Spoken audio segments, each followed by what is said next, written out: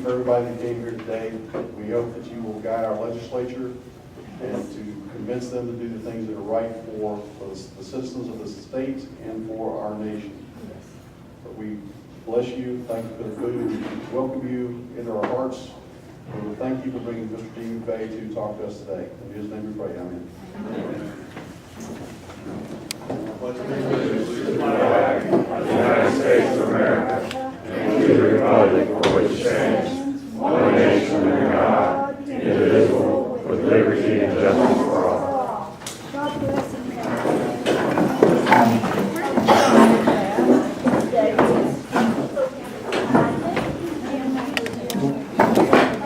Okay, welcome everybody. We're going to speed through some of the issues that we normally go through. Okay, no problem. Speak because we're going to try to get Mr. McVay up here as soon as we can. A couple of notes that I want to point out though, in the leadership training that the Americans for Progress is going to be hosting, and training starts on April the 10th. Yes. And if you haven't signed up, if you're interested in this training, please see. Yep, I've got a sign-up sheet if anybody's interested in doing it. Okay. 6 weeks from 6 to 9 or 5 to 8. It's 5:30, goes about 2 hours. Okay, 5 to 8 o'clock. Good food. Should be good training. Again, 6 weeks on a Monday night, 2 hours a night, each night. Training and food. Yeah, training and food. I have passed out on the tables. There is a thing on the Arkansas legislature on the scorecard where basically it's showing how the legislatures, every one of the legislators who touched Faulkner County, either in the House side or on the Senate side, it shows you how they voted and if those bills have become law. So take a look at that. I'll have this updated on the website. I'll have it on our website probably by tomorrow, this updated version. Once you got your legislators voted, then take a look at this and it's on the website. Speaking of the legislators, the April 13th meeting, the night meeting, essentially David has invited all the legislators in the House and the Senate. On this list here, we've invited every one of these gentlemen and ladies to come and basically come talk to the Tea Party about what they voted for, why they voted for, and how they voted. So it should be a very interesting meeting that we'll have on that day. So invite your friends. Again, this will be a good time to ask some tough and some pointed questions of the legislature. Your legislature, the one that you voted for. Without further ado, I'm going to pass you over to Rod for an update on convention of states. Thank you, Jim. Back in November, I had the privilege of hearing Senator and Dr. Tom Kohler from Oklahoma talk about the convention of states. And I got all excited about it, signed it up for a district point person. That's why I've been talking to you each week about it. And this week I have good news and I have bad news. The good news is that I was asking for people to join the teams of 10 and be watchers, pollers, writers, voters, signs, and people did that. We probably had 10 or 12 people in this group texting and phoning. Some of them had never done it before. It's like walking the street with signs. First you think, I can't do that. My neighbors might see me. Then you do it 1 or 2 times, you find out this is nothing to it. I can do this as long as it takes. But anyway, the same is true with texting. We had a fellow that has great trouble getting in here. He's here about half the time. He's not here today. But Gates Booth and his wife signed on to do texting and did a great job with some of the list of the contact numbers that I gave him. But the bad news is the House voted on the SRJ, the Senate Joint Resolution 2, and it was just too difficult for Arkansas to do that, and we only got 41 votes. So it's probably a dead matter for 2 more years. I think North Dakota signed on. There's 10 of them that have passed it. Arizona failed to, I believe, and Arkansas failed to, even though our neighboring states of Tennessee, Louisiana, and Oklahoma passed it. We're just too cautious here in Arkansas. But it was a divisive issue. As you know, there are some people in our Tea Party that thought it was too risky a move. I think the ratification process made it less dangerous. But that's my report for today. Thank you.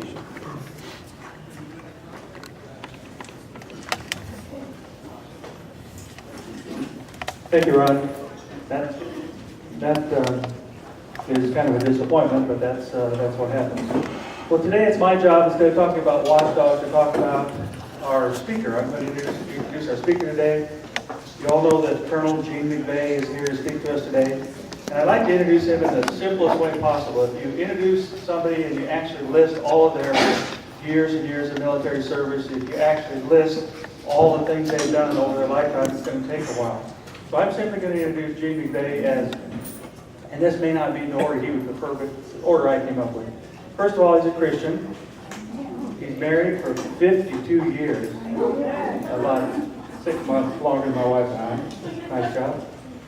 He is a retired colonel in the United States Air Force. He's a fighter pilot, a wing commander, a lot of responsibility, and he's a 5th generation Arkansan.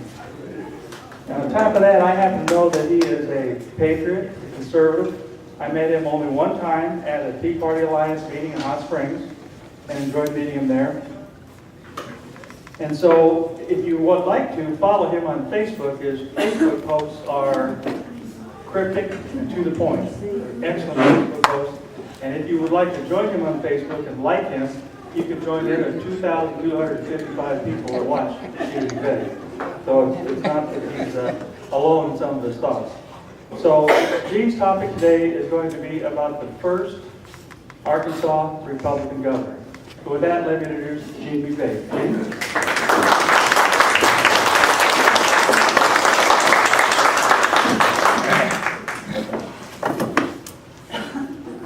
Well, it's great to be here in Conway. I hope my voice can hold up. After 75 trips around the sun, my vocal cords are starting to get a little rusty. But I can take this route right here and conquer the world. I'm proud of what you do and the fact that you hold our government accountable for what they do and you keep up with what's going on. And I'm very proud of you for that.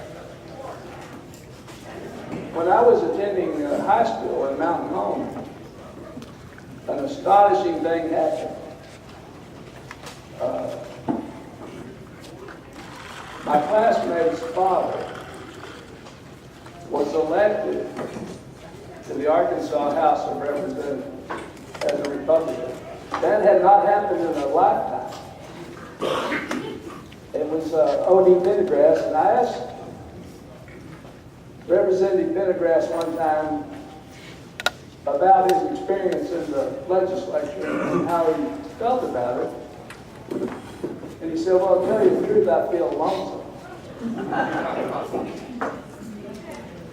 He said, nobody will talk to me. They don't pay attention to me.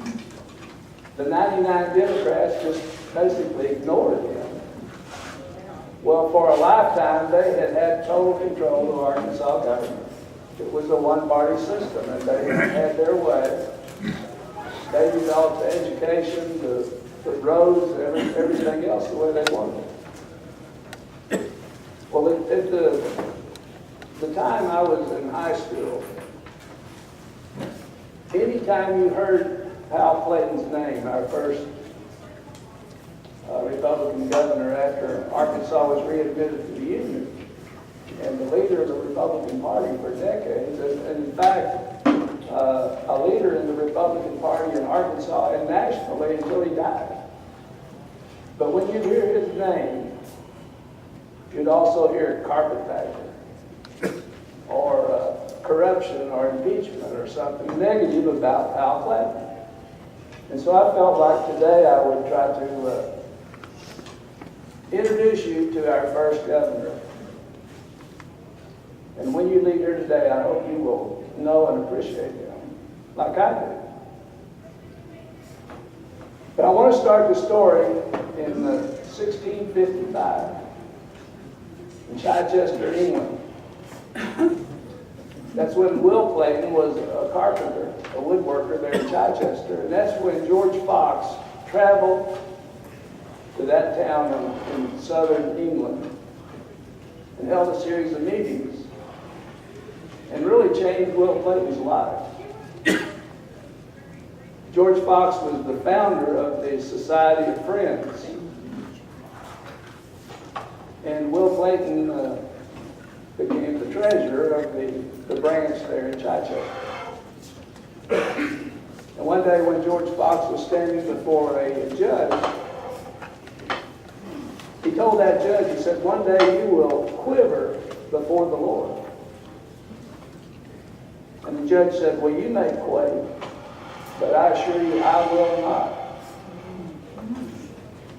And so people began to call George Fox a Quaker, like they call us deplorables. And he wore that like a badge of courage. And so the Society of Friends became known as the Quakers. George Fox was in and out of prison, and Will Clayton spent 6 months in prison. William Penn, young William Penn, was expelled from college, and he was sentenced to prison. But his father, being a hero of the British Empire, Admiral Sir William Penn, meant that young William Penn spent his time in prison in the Tower of London.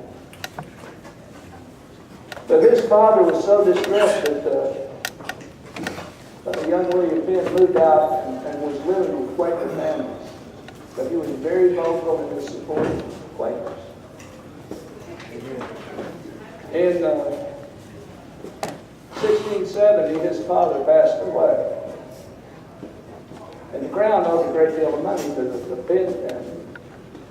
And William Penn had an idea that if he could get land in the New World, then that would solve a problem, because the Quakers would move to America and they would be bothered the royalty in England.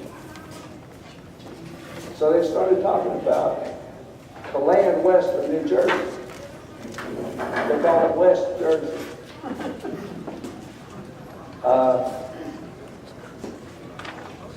So the year after William Penn's father died, George Fox visited America.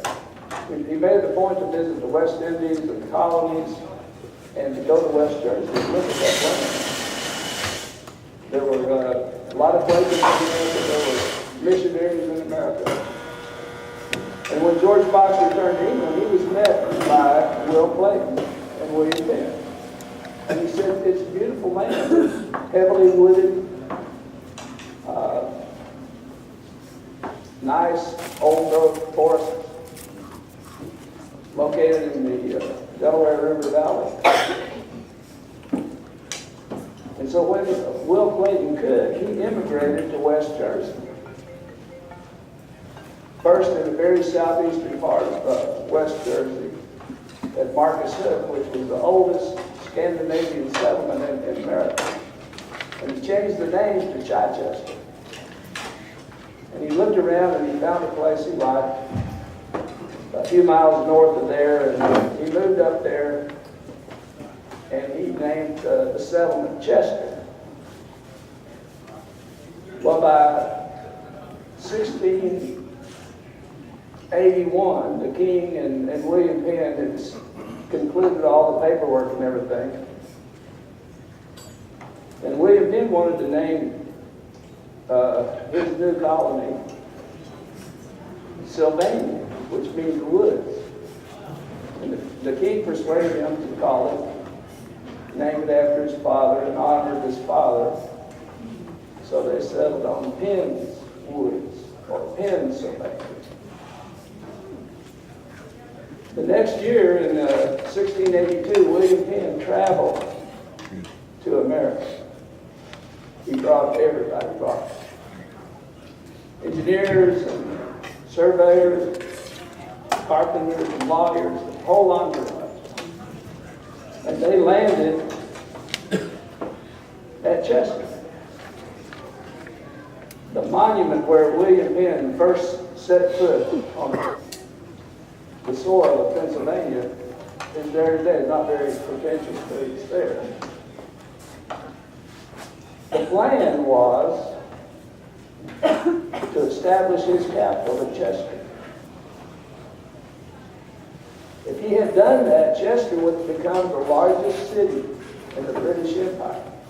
It would have become the location of the the Liberty Bell and Independence Hall. It would have been where the Declaration of Independence was signed and where the Constitution was signed. But there was a problem. Chester was in the northern part of some land that was Penn was not going to solve that overnight. So he just moved a few miles upriver from there. And he had his surveyors lay out the streets of his capital city that he decided to name after one of the 7 churches of Asia Minor, meaning City of Brotherly Love. And so Philadelphia became all of those things. Will Clayton, he was a member of William Penn's council. He presided over the first court held in Pennsylvania. He was one of the first 2 lawyers in Philadelphia. And William of Chichester, the carpenter. When William Penn went back to England the first time, Will Clayton became the colonial governor of Pennsylvania. So the Clayton family lived there for generations in the Delaware County along the river. Samuel Clayton fought in the Revolutionary War. The British fired on the Quaker meeting house where the Claytons attended. And for years they left the bullet holes in the door as a reminder of the Revolutionary War. And then John Clayton was born. John Clayton was a carpenter and had orchards. He was a farmer. And his only claim to fame, other than being the great-great-grandson of Will Clayton, was that he had 4 very prominent sons. The oldest son, Franklin, became a judge. They named the school after him. He's the only one that remained in Pennsylvania. In the middle of the 1800s, there was a popular saying that was first reported in the Terre Haute Express. And that was, go west, young man, and grow up with the land. And so Pal Clayton, along with a lot of other people, there was a westward expansion. He decided he would do that. He had been trained by Alden Partridge, Captain Partridge, who was an early superintendent of the United States Military Academy at West Point. And Captain Partridge, after he got out of the Army, he trained Pal Clayton in engineering, surveying, military tactics. So in 1855, Pal Clayton moved to Leavenworth, Kansas. Now in 1855, Leavenworth, Kansas became the first incorporated town in that territory. Pal Clayton was elected the city engineer, which is sort of like a city manager. Now, the year before, Congress had passed the Kansas-Nebraska Act, which allowed the territories to decide if they would be free land or they would be slave states. And Kansas became ground zero for the fight between the pro-slavery and the abolitionists. The freed slaves from Missouri, a lot of those had fled to Kansas. They were seeking refuge there. John Brown had moved to Kansas with his sons, and there was open warfare there. There was what they call a massacre, and then John Brown became a wanted man, and he fled back to Virginia. And after the raid on Harper's Ferry, he was captured and hanged.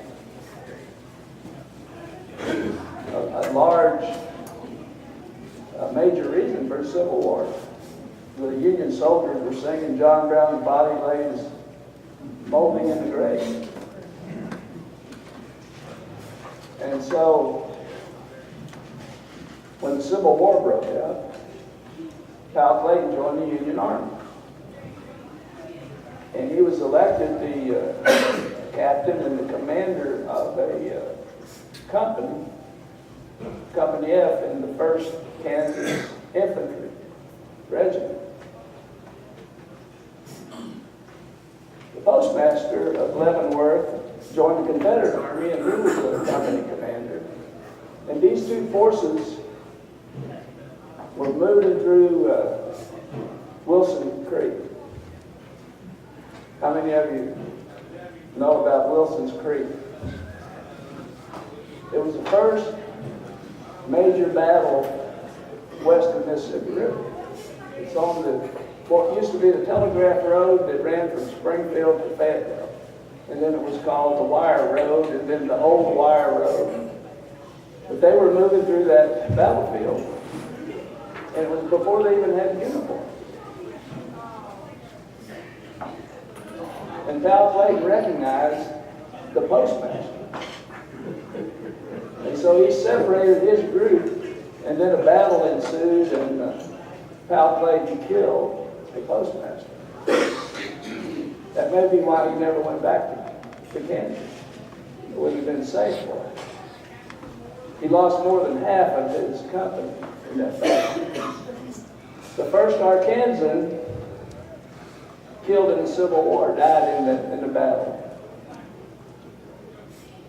Homer Rose Weaver from Little Rock. And the first Union general was killed at Wilson's Creek. Nathaniel Hine.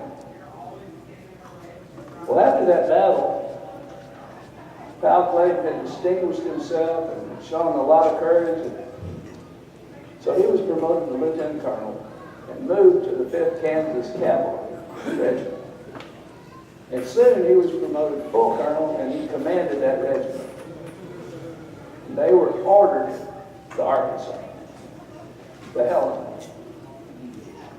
And so he traveled down through Fulton County and Izard County, and they got on river boats on the White River. And they traveled as close as they could get to Helena.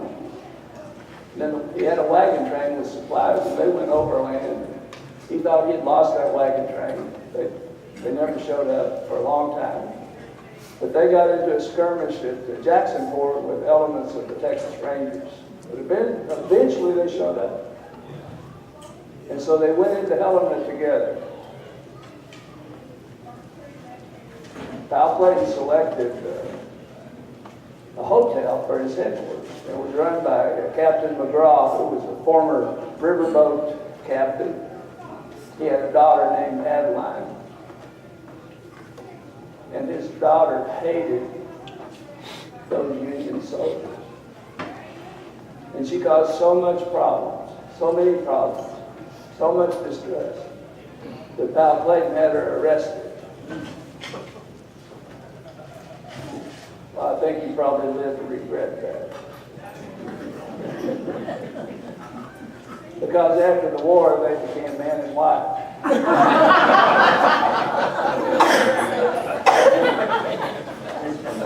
After Helena, Hal Clayton was ordered to Pine Bluff, as the commander of the garrison in Pine Bluff. There he had 550 militiamen and 300 freed slaves. And his job was to defend Pine Bluff. Well, General Marmaduke, with 2,000 soldiers, assaulted Pine Bluff. They made 3 assaults trying to break through. But Hal Clayton had been trained by the best. And so he used cotton bales and whatever he could find to fortify the courthouse square and successfully defended it. Before the war was over, Abraham Lincoln promoted him to brigadier general. And then when he mustered out of the army, he not not only falling in love with an Arkansas girl, but also fell in love with Arkansas. The land, he saw that the land was fertile. So Val Clayton, with his younger brother, William Henry Harrison Clayton, bought 2,000 acres near Pine Bluff in Jefferson County. Now, he was a hero in Pine Bluff. They loved him over there. William Henry Harrison Clayton had a twin brother, John Middleton Clayton. And William had raised the company during the Civil War, and he was a company commander, and his twin brother was the first sergeant. And they fought in the bloodiest battles of the Civil War. In Antietam, and South Mountain, Fredericksburg, Chancellorsville. But William moved to Arkansas and married a Southern girl, and they were working on the farm. And John joined them. He was helping on the farm. Life was good. They'd survived the war, and they were together. One day, Val Clayton was on a riverboat. He was traveling to Tennessee on business. And he met Colonel Willoughby Williams. Colonel Williams had been a Confederate officer. They were both farmers in Arkansas. And Willoughby figured that, well, we're both farmers. We're going to be like-minded. So he shared with Val Clayton the plan, the Democratic plan. And that was that they were going to act like they were Reconstructed. They're going to be quiet to dispel any kind of suspicions. They were going to try to get people elected to the Arkansas House of Representatives. And then they were going to win with the ballot what they had lost with the sword. Now, he couldn't imagine what Val Clayton thought about that. But right then and there, Val Clayton made a decision. And his decision was that he was going to stay out of it. He's going to farm, raise a family, and not get involved. But Arkansas was just, there was anarchy in Arkansas. Congressman Hines was assassinated. He was traveling with Arkansas legislator Joseph Brooks. Joseph Brooks was shot, badly wounded. It's the same Joseph Brooks that was involved in the Brooks-Baxter War later to try to become governor. They were lynching people. They were murdering Union people. They were assaulting the sheriffs. They were breaking up court proceedings. And even the neighbors, some of the neighbors burned some of Val Clayton's barns until he realized that he could not live. No Union man could live in Arkansas safely.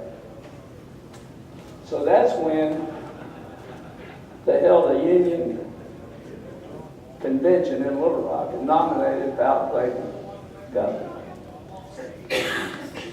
And that's when he became governor of Arkansas, the 9th governor. So the first thing he did was he formed a militia. A lot of them were freed slaves.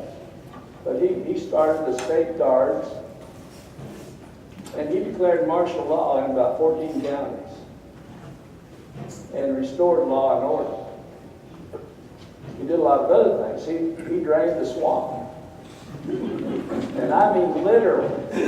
He was involved in swamp reclamation. They built dikes. They built roads. They tried to fix some of the infrastructure destroyed in the war. He established free public education for the first time. And it was free for blacks and whites alike. He established the Arkansas School for the Blind, the Arkansas School for the Deaf. And it was doing a lot of good things. And then the legislature passed a resolution of impeachment. Along with that, there was a congressional investigation. These people were screaming and complaining. The impeachment resolution called for appointing a group of managers, notifying the Senate. And the charge was that Governor Clayton and the Arkansas Supreme Court conspired to keep the lieutenant governor from taking his seat. After an investigation, finally another resolution was passed, dropping that resolution and so forth. So Powell Clayton was then elected to the United States Senate by a 2/3 majority in January. But if he'd have resigned as governor, then the lieutenant governor that they didn't really trust would have become the governor. So he refused to resign, and they talked to that lieutenant governor, and they convinced him to take an appointed position. I think it was Secretary of State. And so when he did that, then in March, Clayton resigned and went to Washington. He served one term in the Senate.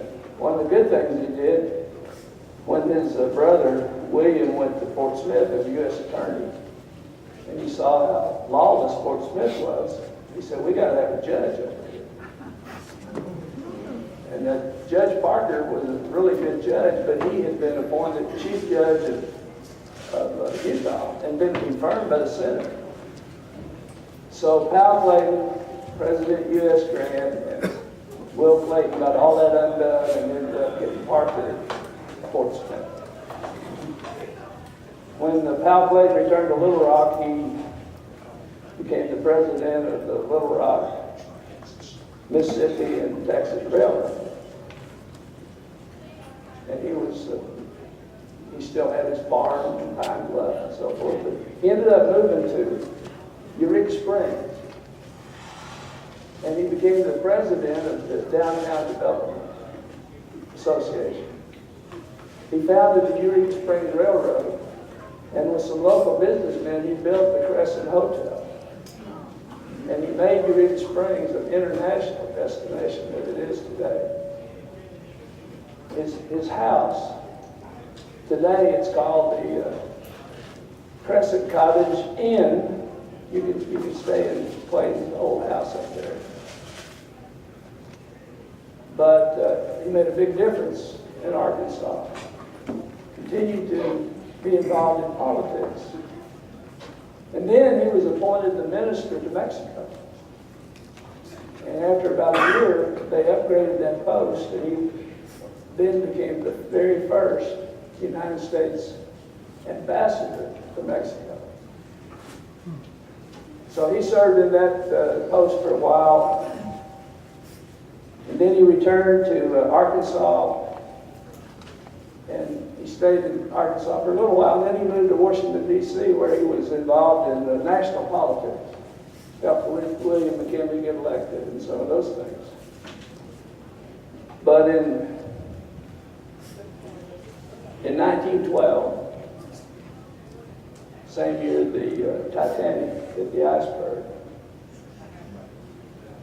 he was asked to respond about the situation in Arkansas in the aftermath of the Civil War and the early days of the Republican Party.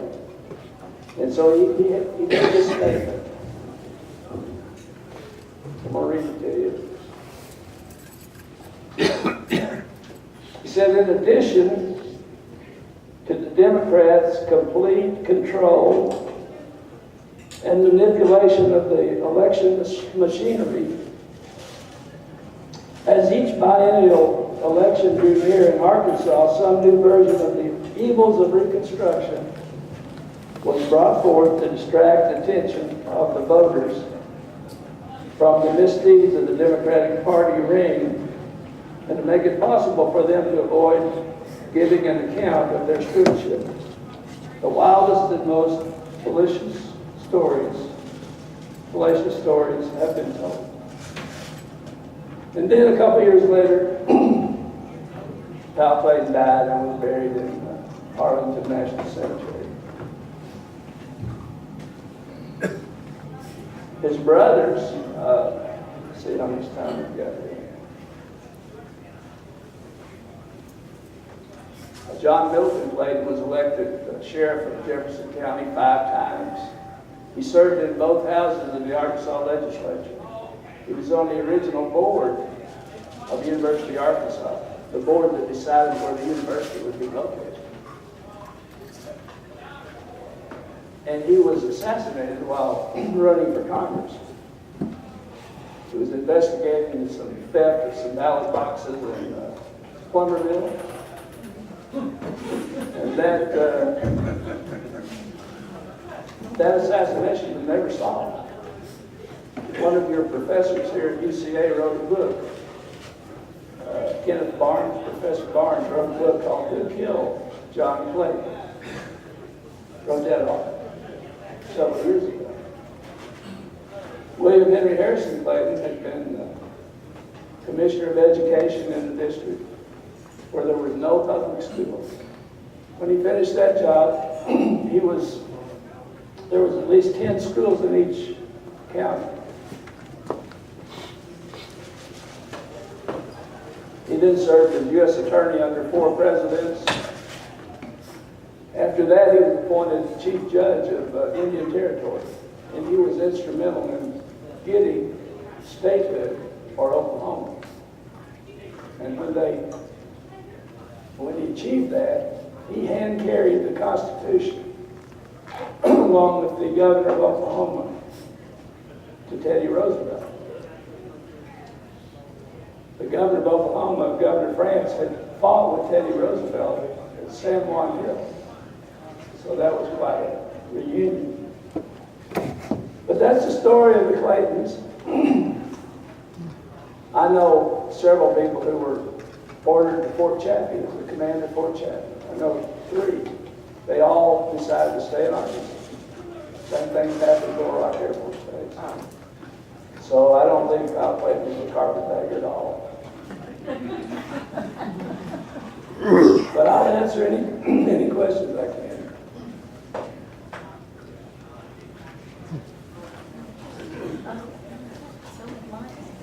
Yeah. So how old was he when he died? Well, let's see. He was, I think he was 81. Don't quote me on that, but I think he lived a pretty long life. Yes, ma'am. I understand, of course, I don't have children or grandchildren going to school. That American history isn't taught anymore. Is that correct? It's what? American history isn't taught in schools anymore. I would not be surprised. I tell you, 20 years ago I started a program in Fort Smith Public Schools called Principal for a Day, where community leaders would spend the day with the students, and what an experience. The first thing I did at elementary school is I read to a kindergarten class. And I went into that class, I wore my dress uniform, and I walked into that class, and those kids were amazed by my shiny shoes. They had the feel of those shoes. It was kind of like being in a car wash.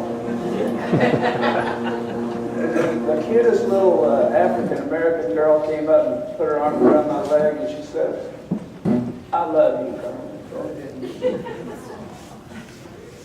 Now, what I thought about is, this is what starts in public education.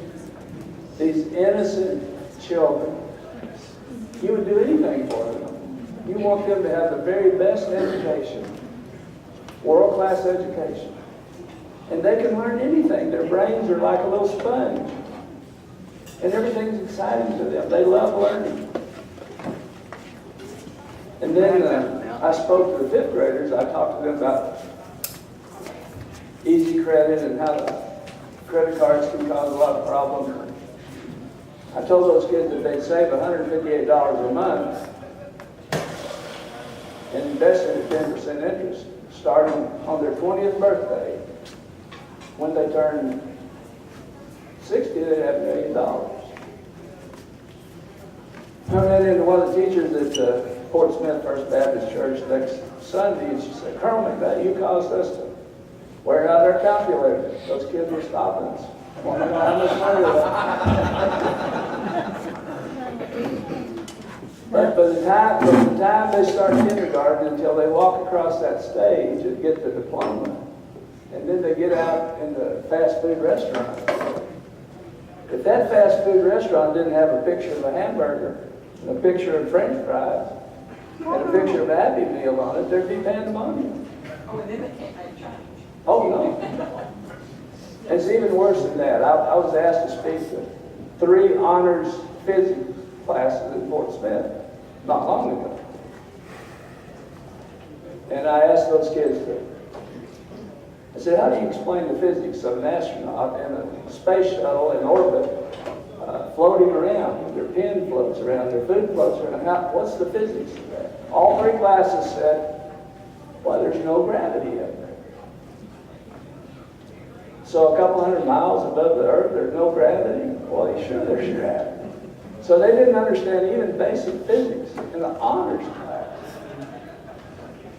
So we need to give them more money, right?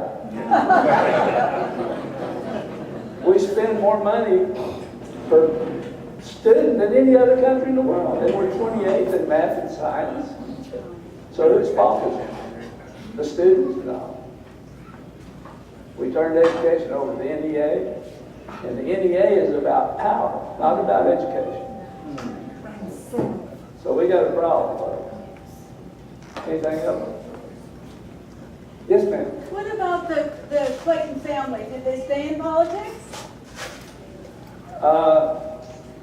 Not really. I met some of their descendants. One guy lived in Wichita. No, I don't know of any of the Claytons that went into politics after the Clayton brothers in Arkansas. They were not completely stupid. I got a question. My grandma was from Germany, and when World War II broke out, we locked up the Japanese within the United States. And she was scared that she was going to get locked up being a German, so she told everybody that she was a Russian. Did they actually lock up citizens that were already in the United States that come from Germany? No, I'm not aware of that. I know they locked some Japanese up around Dennis, didn't they? Yeah. I know they had a concentration camp here that the enemies that they caught abroad and brought back here. We had a concentration camp at Fort Chapman. Yeah, that's where it was at, yeah. One of my friends was a guard there. And one of the Germans was a doctor. And a long time after the war, he wrote to my friend and he said, come to Germany. He said, my house is your house. They were not mistreated over here. Yeah. I had a friend in Germany who was a prisoner of war here during the war, and he was treated very well. And the thing is, the Japanese were put in concentration camps, and the deal was that you couldn't tell a German from an American. So therefore, they were treated just as good as the Americans were, and anybody could be differentiated by a color or whatever was abused.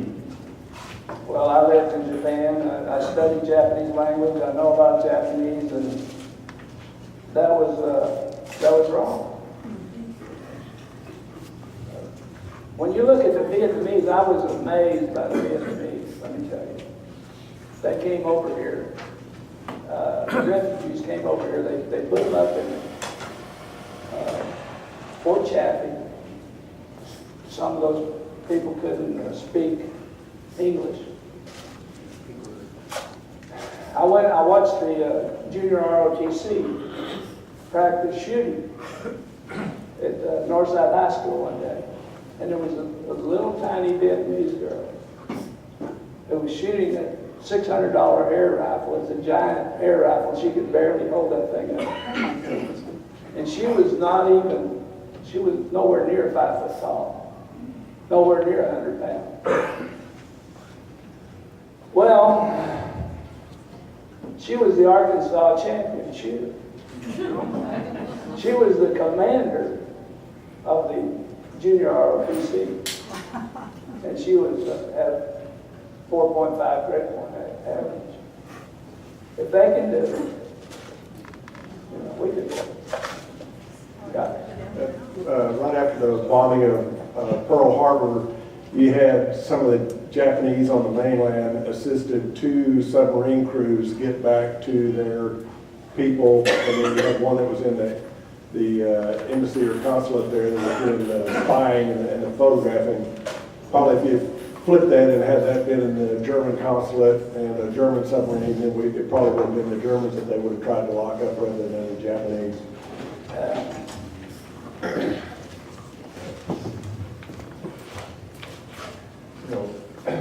First of all, I think it's doing a disservice to describe those as concentration camps. In the United States, they were not concentration camps. They were internment camps. And part of it, there were 2 reasons. One mainly was for their protection, to get them out of the public, to get them away from the public, because we all know what that's like. We all know what that can lead to. Second thing was that they were treated very well. I was real good friends and actually dated a girl when I was in college whose parents had been in that camp that was at Dumas. There's a whole big Japanese community that's in, and Chinese community that's in, and they, I talked to her parents quite a bit about it, and she, they were treated well, and really, other than the fact that they were taken away from where they had originally lived, and they were moved there from just outside of Memphis, that they said that they were really taken well, good care of. There was one time I was stationed on the very northern tip of Japan when I was in Joseph's Angeles. And one time I was at a movie theater downtown, and we were watching the Flying Leathernecks, and they were shooting down those Japanese and everything. And I looked around and I realized I was the only non-Japanese in that theater.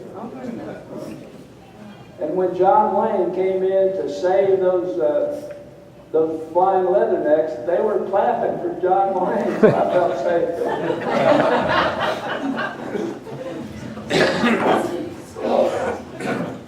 And while we mention how well some of the deterred were treated, let us not forget the Bataan Death March. My husband spent a lot of years, by the way, we were career military. He was an OSI agent for many years and spent 14 years, mostly in the Philippines. And there were, and my father, by the way, was in the South Pacific. He was a Seaman. And if you ever want to hear horror stories, find out what the Japanese did to some of our prisoners before you feel too sorry for the fact that some people were interred and maybe inconvenienced. How you doing, Carla? I'm doing good. How are you doing? It's good to see you. Good to see you. I appreciate the message that you brought to us Well, today. thank you. Very enlightening and encouraging. Gene, I want to thank you for your military service, Yes. many years. And I want to know how a guy 6'5" fit in some of those jet shoes. Well, there are guys taller than I am, I tell you, but I guess the most uncomfortable spider I ever flew was the biggest, the F4. It was not comfortable. And the smallest spider, the little tiny F-16. You almost have to put it on. It's like putting on a pair of pants or something. But that was the most comfortable. So they could design them where everything works out fine. First of all, I want to add to, thank you for your service, I appreciate that. Thank you. And second of all, based on your story, it's interesting, all this was back in the 1800s and early 1900s. I ran for mayor twice out here in the city of Conway. Didn't make it, but that's beside the point. It's interesting that mankind has not progressed very much further because the story you was telling about political and politics and what goes on, 100 years later, we're still doing the same thing here in Little Rock and Washington.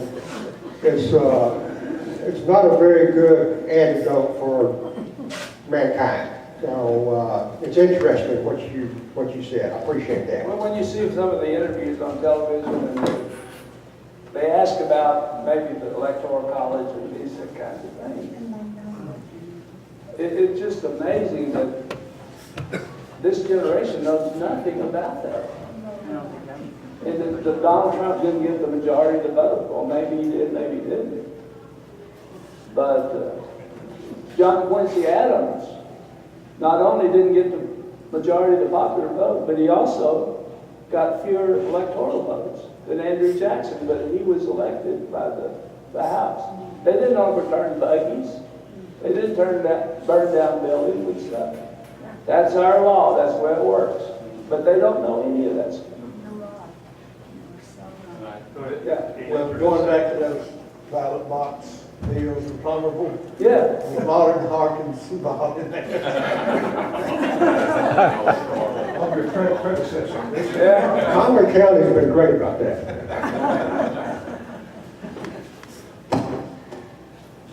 Well, I've really enjoyed being here with you. God bless all of you. Thank you.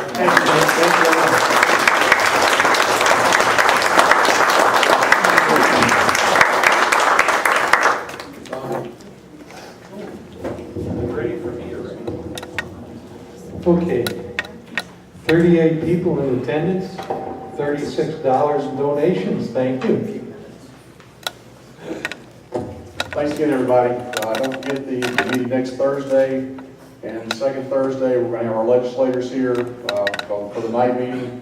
That should be a really good meeting. So again, if you don't have a copy of the voting scorecard, I've passed out 10 or 12 of them, and I'll pass some more out next week also.